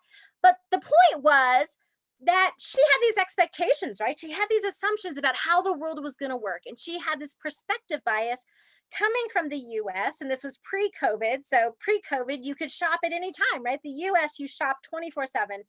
All things are possible. And so her experience had limited her ability to understand the situation, right? She did not come with cultural humility. She had this perspective bias, this ethnocentrism, using the expectations of her culture in this new culture. So I offer it to you for your chat. Why were the shops closed at 2:00 in Italy during that trip? Why were the shops closed? Someone said lunchtime, siesta, siesta, siesta. Siesta, siesta, siesta. Right, we're getting right up to siesta here too. Right, exactly. This is a cultural experience. Many parts of Europe, especially in places like these older city centers that don't have as much air conditioning. Right, it makes a lot of sense to leave during the heat of the day. You go have your big meal. You hang out with your family, maybe you rest for a bit. And the thing that she did not realize was that people were going to come back, right? And those shops were going to be open later in the day. But that wasn't part of her experience, right? She didn't have the cultural humility to ask the questions about it and interrogate her own assumptions. And she didn't know what she didn't know, right? And so these are the challenges. Now we can imagine it working the other way too, right? So here we have this family, they're enjoying their time together, and this Italian family could turn the story around and say, well, those people from the United States, they don't love their children, because if people in the US loved their children, they wouldn't work so much. People in the US, all they care about is money. They don't love their children. So again, this is an assumption that they're making, and I'll pose it to you. Like, do people in the US love their children? Of course they love their children, right? In fact, how we demonstrate how much we love our children is how hard we work, and the resources we make available to them, and the opportunities that we make available. And part of our story as a country is how each generation will do better than the previous generation, right? So this idea that both groups are right and both groups are wrong about the assumptions they're making. And those are examples of perspective bias. And so we need to all approach different experiences with this humility and think about, I need to know more. I need to learn more, because it's these expectations that shape the way we interact with individuals and how we see other people's diversity stories. And because of how our brain works, how it sorts information, how we're just all, destined to be biased because of just the way we sort information, it increases our chances of having implicit biases. So this last chunk of time we're going to spend together is looking a little bit more at these implicit biases. And I'm going to give you an example of how this might play out. So this happened a couple of summers ago. There was a Southwest Airlines flight. Maybe you remember this story, that the engine blew, and part of the covering of the engine broke out the window of the plane. There was a hole in the fuselage, and there was a passenger who was pulled out of the plane, partially pulled out of the plane. And so the first part of this news story was the heroism of the passengers who pulled this woman in, risking their own lives, to pull her in. And it was a really amazing story. And unfortunately, she died of her injuries, which was very tragic. But it was also the story of selflessness, how the passengers worked to bring this stranger back into the plane. And so that was a really big story. And so as our 24/7 news cycle does, as the story continued, it shifted from the story of the passengers and the loss of the woman to the skill and expertise of the pilot. And so here's a picture of the pilot here. And this was the first picture that was out there. And people were starting to talk about how amazing it was that this pilot was able to land the plane. And I don't know if you know this about planes, but they kind of like having both of their engines working at the same time. It's possible, but it's difficult. And of course, there's all this turbulence from the hole in the plane and the stress of this woman, being so injured. And so the story switches to this amazing pilot. And so this picture came out, and then some later parts of the story, more photos of the pilot came out. And there was a moment where, social media just paused and said, whoa, I thought the pilot was the guy in the photo. I thought she was like the flight attendant or maybe his wife or something, not even expecting that the pilot was female. Now, there's a bunch of things going on there, and I don't know where you landed or if you thought it was the male or if you already knew the story or whatever, but what it illustrates is a number of things that were going on with people who thought the pilot was the guy.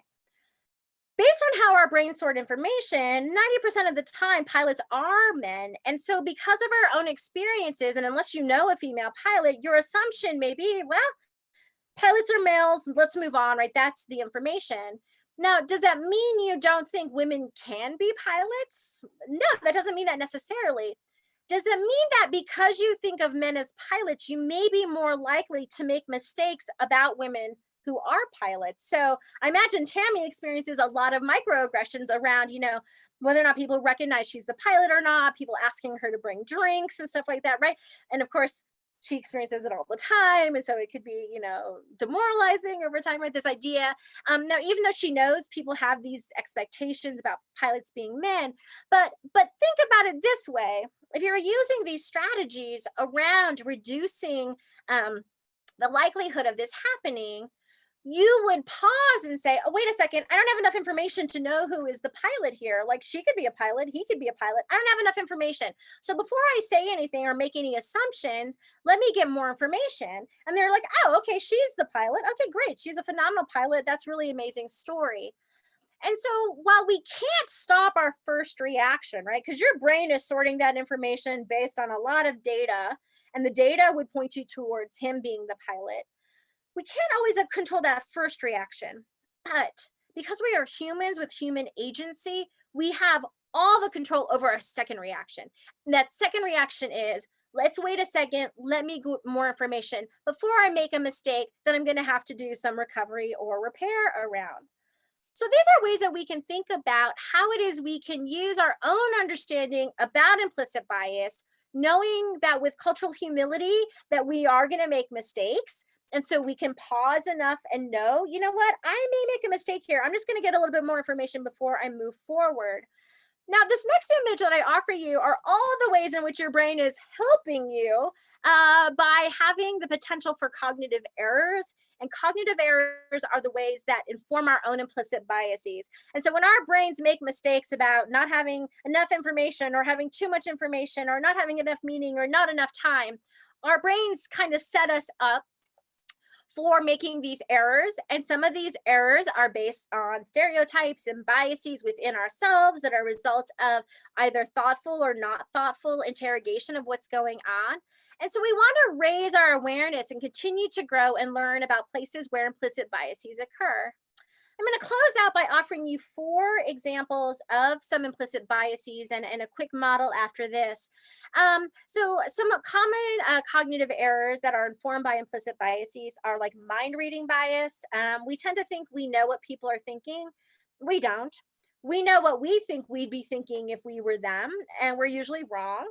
So instead of reading people's mind or pretending to read people's mind, ask them, get more information. Another one is anchoring bias.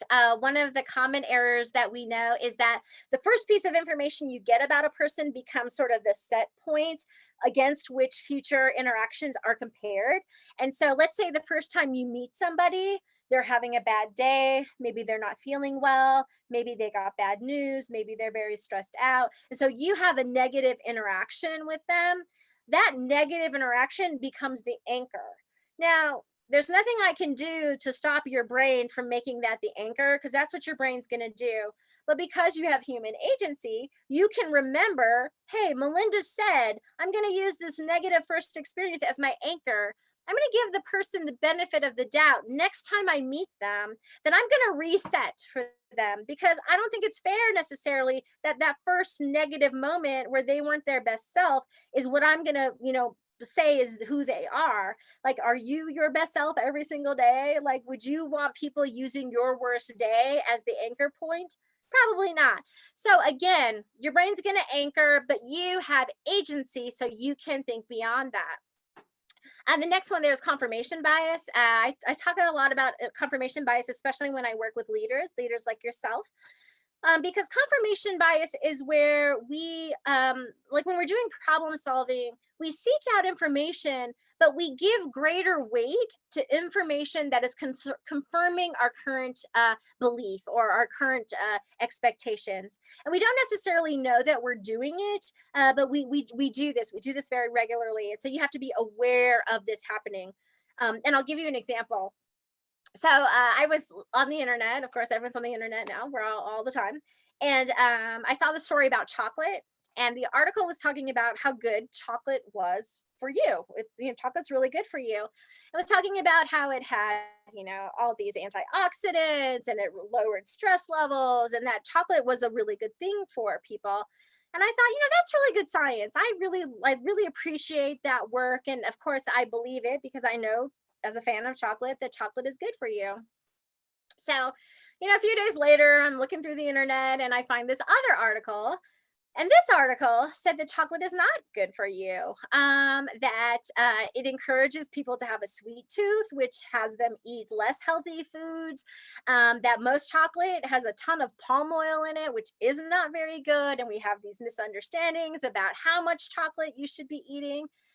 And it was this really negative article about chocolate. And you know what I thought about that chocolate article?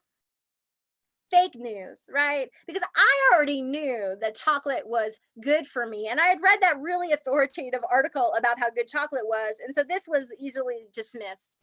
Now, of course, there was truth in both of those articles, right? But because of confirmation bias, I was setting myself up to only pay attention to the information I already agreed with, that already confirmed my belief.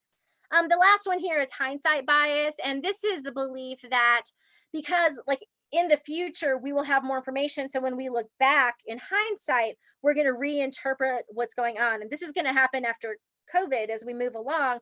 We are really at risk of a hindsight bias, where we're going to be looking at decisions being made right now in the future, and we will have bias against them because we will have more information. We have to remember that in this moment in time, this is what is known. And so we have to be aware of these potential for biases because of how they impact the way we see things and how we see the world. So I'm going to offer this, and I'll make these slides available to Dana, but talking about other ways in which we can anticipate places where implicit bias can intercede in what we're trying to do. Ideas about how we think about distance, how we think about things that we think of as good or bad, and how they introduce potential bias into the way we observe our own world, observe the universe. But this last piece here, I want to just kind of put a warning out there that our biases can become not only part of policies and procedures, like we talked about at the beginning, where it becomes, things that we ask for or whatever, but it can also become part of technology and things like artificial intelligence. So this is a visa application site. And if you can see it here, it has an error warning, and the error says, the photo you want to upload does not meet our criteria. And the criteria that's not being met, it says the subject's eyes are closed. And so, we can see this, we can see that this person's eyes are open, but the parameters that were set in the system did not account for all possible, facial expressions. And so again, it was just an unintentional failing, and one part became part of a system that became part of a process and a program. And so we always have to be thinking about, where are we unintentionally introducing barriers to inclusion in the things that we are doing and the things that we're working on. So I'm going to just end right here, because I know we're running out of time here, but I want to pose this image to you all. What do you notice about all these people?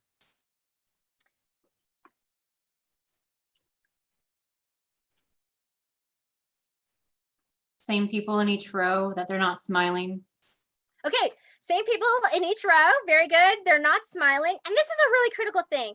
Those are the same people, but notice how different clothing and different attire is impacting how you're reading their diversity story. What assumptions that you're making about the people who are the third and the fourth in that row. How those different presentations of self are impacting the way you read their diversity stories. I encourage you to think about, as you're navigating through the world, your own understanding about your diversity story, the assumptions you're making about other people's diversity stories, and your commitment to removing barriers to inclusion becomes an everyday strategy. Organizations can have policies and procedures to break down barriers to inclusion, but it takes us working every single day to create an inclusive community. So I hope you'll take the charge and feel empowered, right? I know sometimes we feel really disempowered because it can be overwhelming. But if you come to this conversation with a disposition of cultural humility and this goal of always learning and always raising your awareness, I think you're going to experience much more success, and you'll feel open to the potential of making mistakes, which is inevitable, and it's okay, because you have strategies to learn more and to move towards recovery and repair quickly. So I'm going to stop it there. I don't know if we want to ask a couple questions. I know you have other things that you want to share with the community, so I'll just stop it there. So thank you all. Thank you so much, Melinda. I wholeheartedly enjoy your energy and passion. And I love that you provide strategies and tools that we can all keep in our toolkits to address these issues. Awesome. So if anyone does have a question, you go ahead and raise your hand in the chat or the participants area. People are really wanting that waterline of visibility graphic, and I will get them that link. Yeah. I did find it online, so I'll provide that to them. But you said you also provide the slides to us, which would be amazing. And just to know, I know you'll enjoy this while we're waiting on any questions or anything coming in, that someone mentioned the 40 or older piece, which I know that you identify with, and they included 9 question marks after that, so they were very surprised at that 40-year-old. Yes, yes, I remember the moment I became part of a protected class category and was shocked. But isn't that interesting? Age discrimination, yeah. If you do have a question and can't figure out how to raise your hand, you can go ahead and unmute yourself and go ahead, because it looks like there's no one in the queue right now. Or email me, that works too. And this was recorded, it's on YouTube, and the link is in a survey that we're going to ask you to fill out too. But again, if you have a question, you can unmute yourself.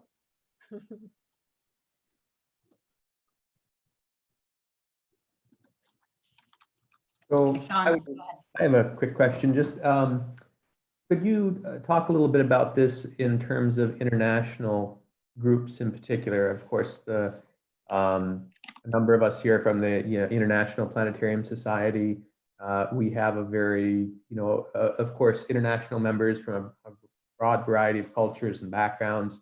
But do you have any advice for how to work with that, and also how to, for folks to value all those differences? Because I think sometimes people get exclusionary for one reason or another, or because their cultural norms aren't the same as someone else's, they have issues with it. I'm just wondering if there's advice you can offer for something like that. What a great question. Thank you so much, Sean. So as you're thinking about bringing different groups together, helping different groups see strengths in other cultures and other examples. And Dana had posed this as a possible conversation point.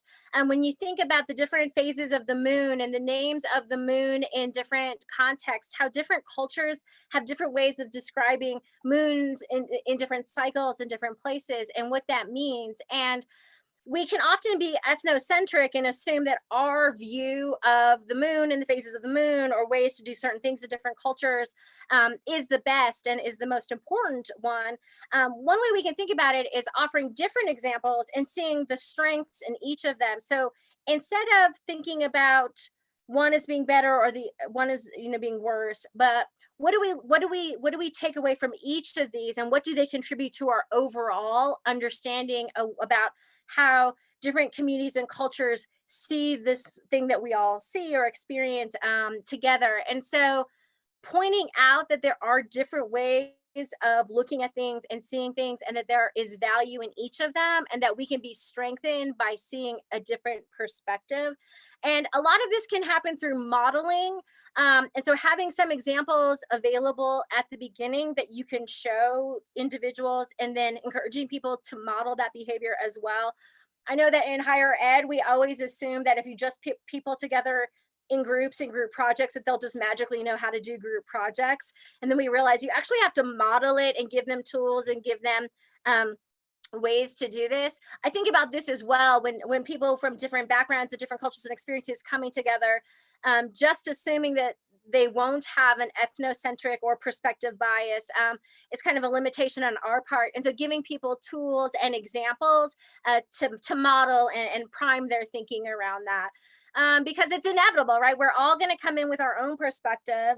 We're all going to think it's pretty darn cool because it's ours, and so giving people tools to start that conversation, and then helping them take it the rest of the way. So great question. Actually, if I may, just to push a little farther on that one, I think one of the challenges that we've directly run up against is when the cultural differences also relate to things that we would consider protected classes or more fundamental values. So, for example, women's rights in predominantly Islamic countries, or LGBTQ rights in countries such as Singapore or Russia or Egypt.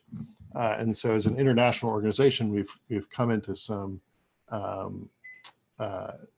conflict around those topics. So I don't know if there's any insight you can provide into general guidelines for that. Great question. So a couple of things. One is to think about what our own assumptions are about individuals in those different groups, and what we think they are thinking and what they are actually thinking.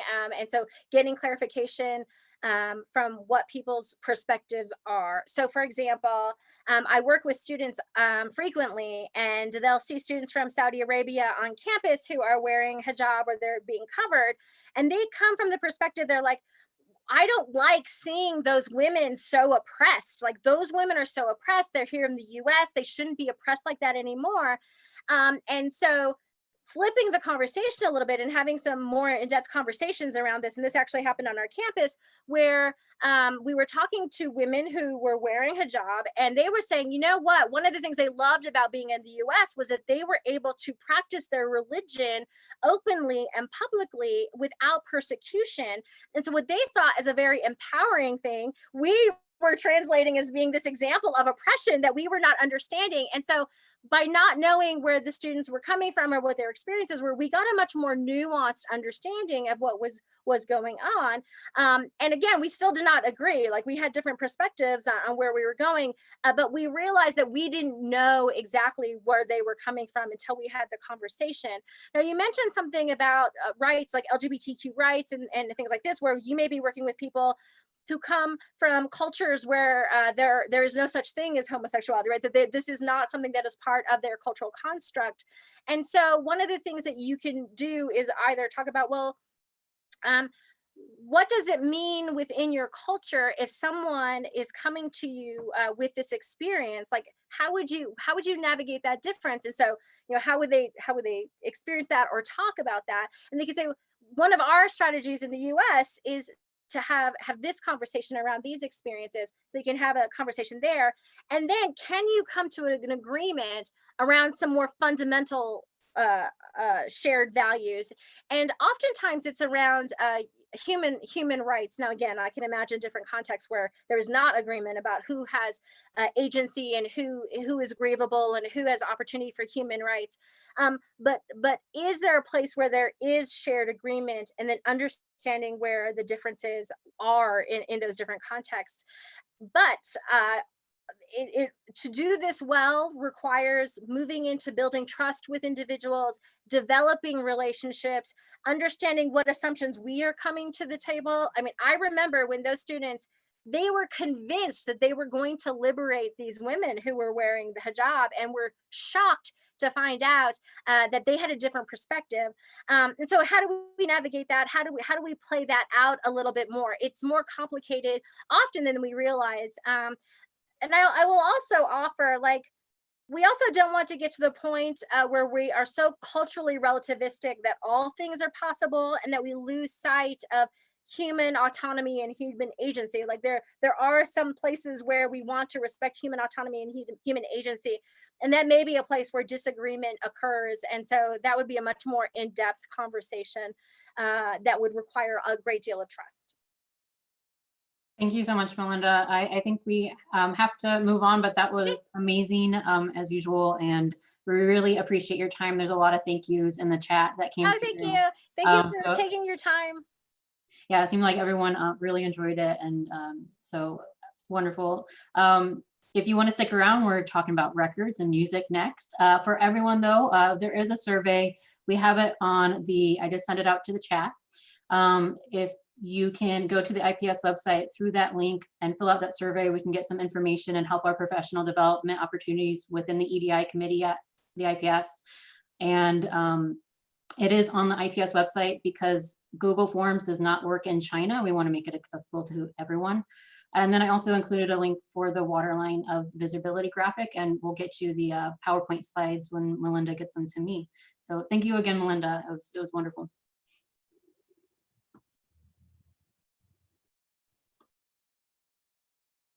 Well, thank you, Dana. Thank you, Melinda. That was fantastic. And now we're going to segue as best we can into the record shop with Mike Smail. So Mike, blow us away. It's a very natural segue from implicit bias into records. Yeah. Welcome to episode 4, A New Hope of the Record Shop.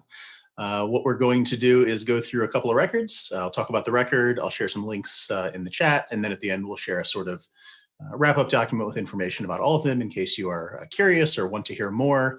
Also, I missed the very opening of the lecture, but this information, the record shop info, is also being archived on the Dome Dialogues Google group folder. So there's a folder in there where you can go and get additional information and links, things like that as well. So I thought we did kind of a themed thing around Apollo 13 a couple weeks ago, and I liked that idea.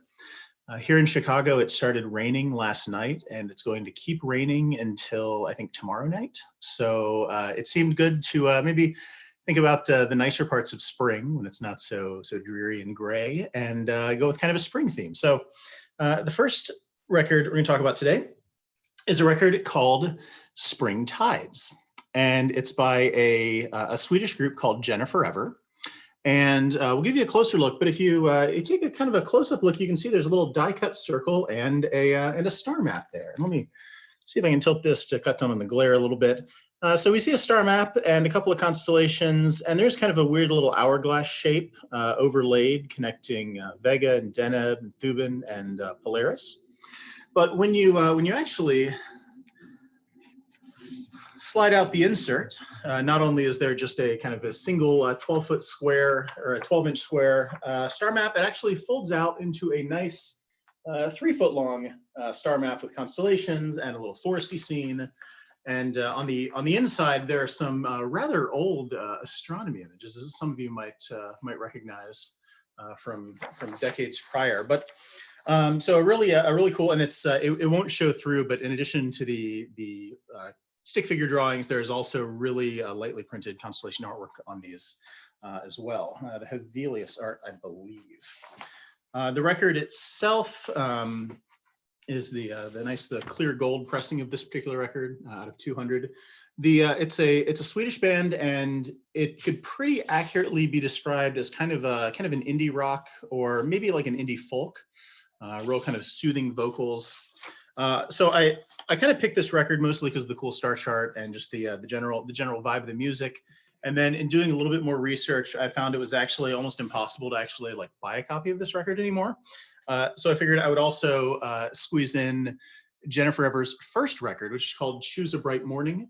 And it's both of these are on Denevali, which is a German label that I've mentioned before. A nice kind of springy scene there. There's a rainbow in one of the corners. I think I'm covering it with my hand there. And then this first record is actually veers a little bit more into the kind of instrumental Sigur Rós sort of feel. The vocals are a little more subdued. They're hidden down a little bit further. But Jennifer Ever, some nice Swedish kind of indie rock to get us started here. Again, Spring Tides was the first record. Choose a Bright Morning was the second. And we will start with some links in the chat there as well. Next up, we'll do kind of a musical U-turn. One of the things that I am missing, and I know several of you probably are here in the States anyways, is baseball.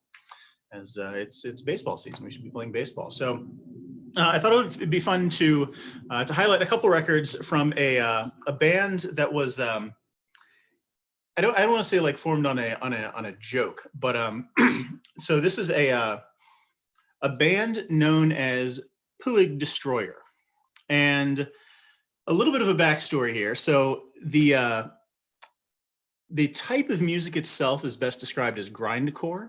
And I'll tell you a little bit more about grindcore later on, but there's a prominent grindcore band called Pig Destroyer. And there is a Cuban-born, defected to the US professional baseball player named Yasiel Puig. And two guys that are in other bands were talking about it and kind of made a joke about how funny it would be if there was a grindcore band called Puig Destroyer. And well, now there is. So the members of the band are made up of guys in other bands like Kowloon Walled City and Thrice and Curl Up and Die. And this was their first 7-inch, which is in a nice Dodger blue because Yasiel Puig originally played for the LA Dodgers. And you can see they did their own little LA Dodgers logo spin-off there. And they've done, so actually, maybe it'd be good to go back and tell you a little bit more about grindcore and what it is. So grindcore is kind of a fusion of hardcore punk and heavy metal. The grinding in the name sort of comes through in the guitar tone. It's a very kind of mechanized, a very driving, grindy sort of sound. The music is all very fast paced, and the songs are all very short. You're never going to find something more than maybe like 2 minutes. This was their full-length record that they released, and it is 15 songs, 24 minutes, just to give you an idea there. And they went with a kind of a white with a red splatter to try to sort of mimic the seams on a baseball. You can also see that on the spine of the jacket here. And it's really great because not only is the band just called Puig Destroyer, all the songs are also baseball themed. So there's songs like 3 True Outcomes, Walk, Strikeout, and Home Run, which if you're also familiar with Yasiel Puig, he's a bit of a power hitter. So he tends to either get intentionally walked or swing and strike out or hit a lot of home runs. No hitter, top prospect, all sorts of them. But it's, again, it is fast, it is loud, it is abrasive, but it's also a lot of fun. So if you're looking for some more information on Puig Destroyer, here's a link to some more information on them. And then last but not least, the final record for today is we're gonna veer back into the kind of quieter genres of music. And this is a split record by two artists known as Salaxon Lutberg and Subinterior. And the album is called The Meeting. And the two artists are both Italian. The Subinterior stuff is all very sort of found recordings or effects and tones just captured out in the wild with a recorder and then processed. And then the Salaxon Lutberg stuff is more sort of piano-driven ambient music. And so the title is called The Meeting, and it's a double LP, and basically each one side of each LP is a different season. So you might think kind of like a Vivaldi Four Seasons kind of thing. And it's a nice, it looks solid gray, but it's actually a clear record with this is never going to show up well. It's actually a clear record with a bit of like gray kind of swirl inside of it, which looks really nice. And so you might think that like, oh, okay, so it's seasonally themed. So, the winter is going to be sort of slow and foreboding, and then spring will get a little brighter and more upbeat, and then summer, yada, yada. Well, it starts off with the winter, and it is very, very slow and sort of foreboding. But then so is the spring side, and so is the summer side, and so is the fall side. It's very, very ambient, very chill. Would be good stuff to listen to while you're contemplating your place in the vast universe that we all inhabit. But yeah, there we go. Salaxon Lutberg and Subinterior, The Meeting.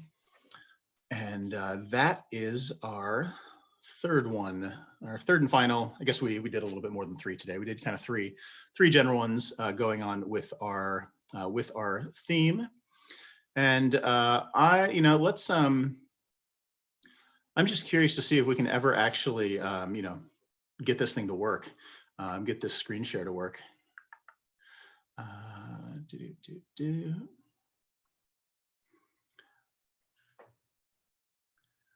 Michael, you're gonna have to help me out here. Is it working? Holy cow! Fourth It's time. working. Goodness. But yeah, so the three, Jennifer Forever, Spring Ties, you're kind of indie folk. Puig Destroyer for your aggressive grindcore, get your nervous energy out.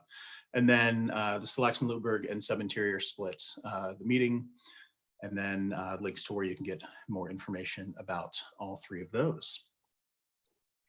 All right, well, that's what I had for today. I hope you all enjoyed it. Hope you learned a little something new. And just remember, the next time that we see each other, it's going to be May. Well, thank you, Mike, for yet another wonderful episode of the record shop. We've got just a few more minutes, and one of the things that I wanted to talk about today, kind of briefly, with the people left in the room, is sort of where the e-conferences are going, kind of the future of our e-conferences. Right now we're at number 9. We have 10 planned on Friday, and we've got a couple more planned out through the middle of May. And one of the things, it's been a real privilege, like it's an honor to be able to host these and to have, every week it's 65, 70, 80 people who are participating and having their voices heard. And for all of the presenters, in Dana's case, helping get today set up, being our first presenter back all the way in the distant date of March 20th. Like it feels like it was months and months and months ago. It was like 5 weeks. It's that we want to make sure that these e-conferences remain a resource rather than an obligation. And so one of the things about being able to put these together is that we can listen to the community and give back what you are looking for. And so, we've kind of gotten into this 1 week with 2, 1 week with 1, and the special sessions at night. For those of you who couldn't make it to the Worldwide Telescope presentation last night, we had 73 people show up on a Tuesday evening. So that was great. And what we really want to do is for a little bit, just sort of open up to this group those of you that are still here, we're probably going to be putting together a short survey that we'll put out to Dome Dialogues a little bit later this week, just to get a sense of what the future of the e-conferences should look like. More, less, expand, contract. We really want to be proactive in what we're doing and not provide something that just kind of gets stale after a while. We want to keep this engaging and interesting for everyone. So this is a point where really we can, this is more of opening it up. There's just enough people where I think if you want to take the time to just unmute yourself, that's totally fine. But we're here to listen. That's really, I think, the key when we're in this sort of situation. Listening is a little bit better than droning on and letting you know what we think might be the right idea. We want to hear more from you. So I'm going to mute myself for a little bit and kind of just let all of you that would like to interact with that to go on ahead and share your feelings about what we've been doing. I really appreciate these conferences. They've been such a good learning experience. You know, for me as a new person to the planetarium community, I've gained so much from them. And just creating a schedule has been helpful. I'd also be interested in more technical training, like the Open Broadcasting Studio, the Worldwide Telescope. I think this is a good time to get better at those remote delivery skills. Yeah, Paige, one of the funny that you should bring that up with Worldwide Telescope last night. Next Wednesday, Dan Tell from California Academy of Sciences is going to be giving an introduction, about an hour and 10-minute introduction to utilizing open space. And we'll see that if there's a need there for even more in depth. I know we've had people reference Open Broadcaster again and again. And really that's something where we don't want to offer something where, you know, maybe 3 people show up. If there is a push for it and we continue to hear that, then definitely we'll put some maybe an evening aside or a morning aside and do those that are just very specific to a particular platform or tool so that we can get that. I know Jackie Bauman from Buffalo is going to be actually talking. She's one of the segments on Friday. We might institute a series of Illustrator and Photoshop tutorials. So maybe not the intro to both, but if you have any sort of Photoshop or Illustrator background, these are sort of the tips and tricks to get you sort of over the little learning curves along the way, and things that are going to be very, very specific to what we might use in creating content and things of that sort.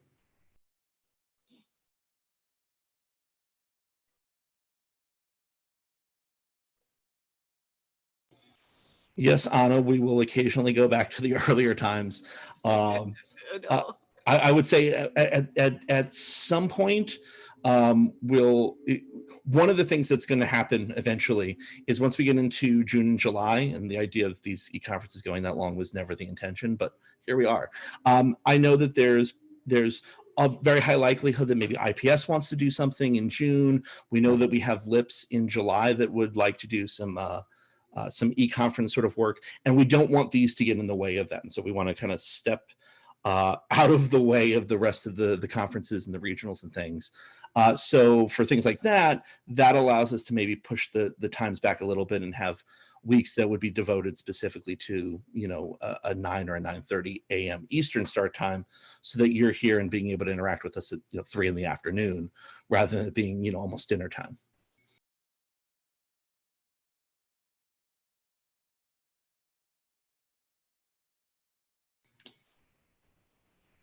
We're definitely getting a lot of good feedback in the chat. Training on OBS. Mark Webb saying, the Worldwide Telescope workshop is great. The longer form things work, and we've seen that finally we can get those sorts of more sophisticated presentations to work well, and then of course to have the sort of people, Dan for Open Space and Jonathan Fay and Peter Williams for Worldwide Telescope, to get people like that has been a great asset to the community. So any other comments, concerns, kudos, whatever you want. If you want to tell me that this is terrible and we shouldn't do it anymore, It's fine. I won't take it personally.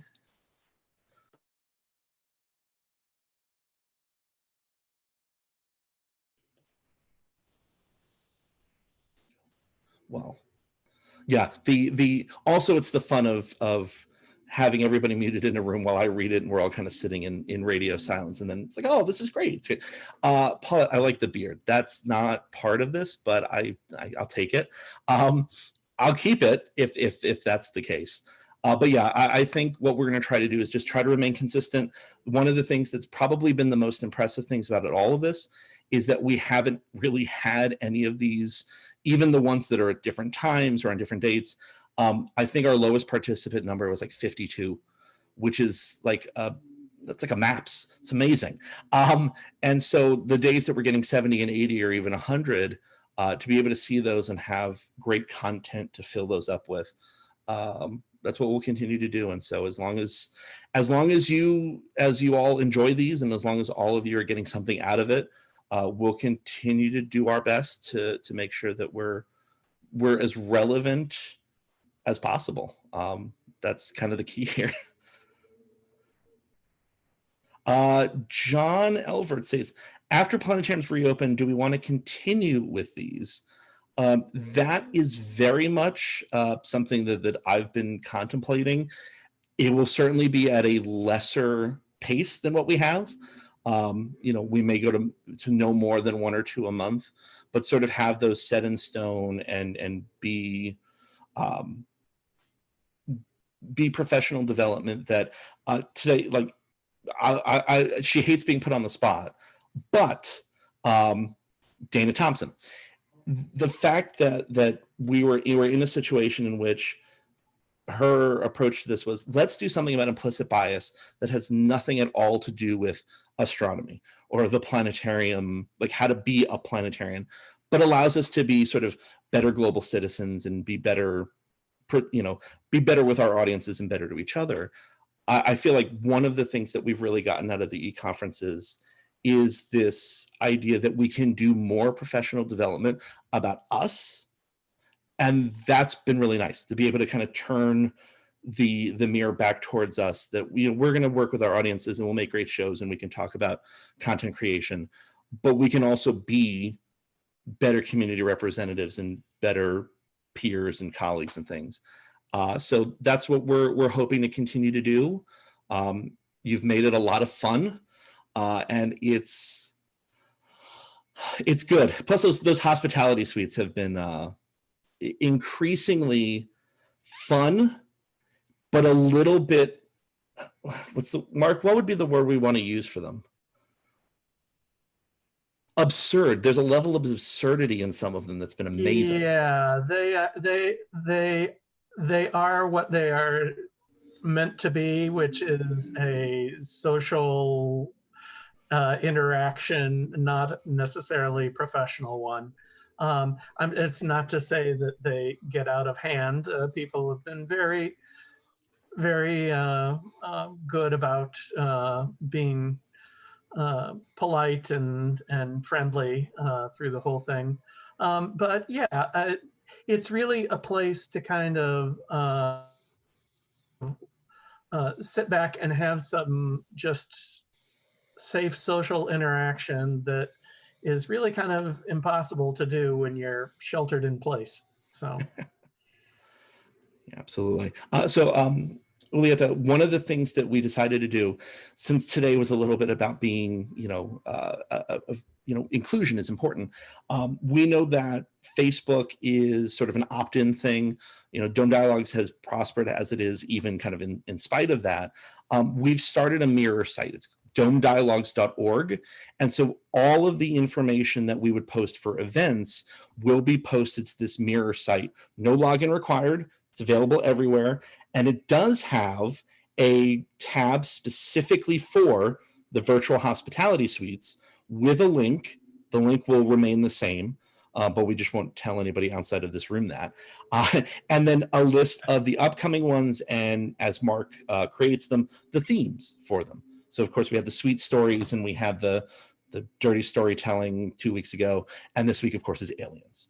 So One kind of stop for, if you don't use Facebook, here's a place you can go that's easy to remember, where we're going to include all of the YouTube videos, include the agendas, the biographies, and make sure that at the very least, there's a place that you absolutely can go where everything's going to be really clear, rather than sort of having to dig through the Facebook site or try to find the event page. This is taking that information and trying to make it a little bit more accessible for those that either are having issues with the group or are not part of Facebook at all. So trying to adapt, I guess, to not go extinct, I think. Something about Sean being an alien? Oh, yes. Okay. I mean, it's Maine. It's way up there. I was trying to start can we have some presentations on theater skills from some of the planetariums that emphasize that more? Absolutely. I saw Dana also nodding on this. That's something that now for 9 years has been sort of a mainstay of the LIPS get-togethers, is bringing people from outside our little community. But, there's how many of you either have done community theater or musical theater or sing or have acted, all of those things, and sort of how we peripherally bring those people in and say, hey, this is presentation skills, this is comedy skills, this is this is how we can better interact with people. I certainly. What we'll do is on the survey, we'll have a place for list everything you'd like us to try to cover, and then we can build out a calendar that goes as far as we've got content for it. And so that'll be kind of the great thing.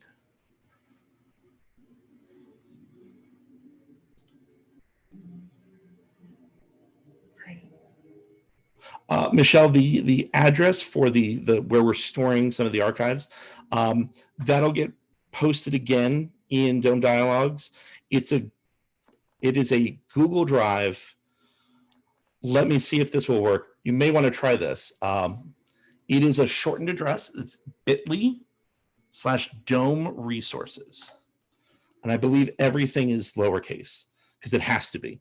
But that should take you directly to the Google Drive. And that's 15 gigabytes. You can add things if you want to. And that's where we're putting the chat archives and then the information we get from the podcast and the record shop presentations. So it should be good.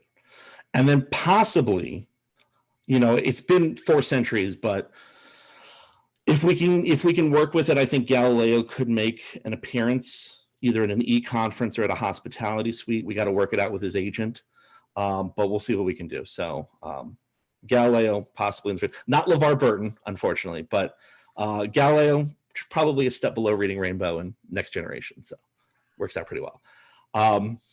Great. And then, yes, that was the important thing. This is where we're ended today. Dana posted another link to the inclusive professional development feedback survey. Make sure to fill that out. Make sure to be as open and honest with that as possible. It's super useful information, all of us that get to see it, and it allows us to be much better informed when we're putting together these sorts of things in the future. And we really do want to be as reflective of the community and of our constituents. Like, it's political season, but we're here to serve you guys, and we want to make sure that we're doing that as effectively as we can. So, and just in case you're curious, it's only going to be seen by myself and Danny, and Melinda. We'll share the results with Melinda as well. And same thing with the Dome Dialogue survey. It's going to come to me. Be brutally honest. Let us know what we can do better. Let us know what we've done well, and we'll put that all together and continue to try to put together the best possible place for all of us. And then, of course, thank you to all of our segment hosts who have gone out of their way to do things, during work hours that, we didn't know we needed to know about records. And then now I look forward to it every single week. Mike told me last night that he was going to pander to me directly today, and with the baseball records, he most certainly did. So very much appreciate that. But if that's all we've got, Hospitality Suite is 9 p.m. Eastern on Thursday, so that'll be tomorrow, the 30th, and then May 1st, noon Next e-conference, friend of mine from Orlando named Brendan Byrne. He's a space reporter for the NPR station down there, all about how to work with the media. And it's a really, really insightful guy, and he'll fit with us perfectly. He's just about as big a space nerd as any of us. So until then, everybody gets unmuted. Have a great rest of your day. We'll see you soon. So dangerous. Thank you. Bye. So, bye. See you tomorrow night. Woohoo! Good to see you. Bye, Maya. All aliens unite.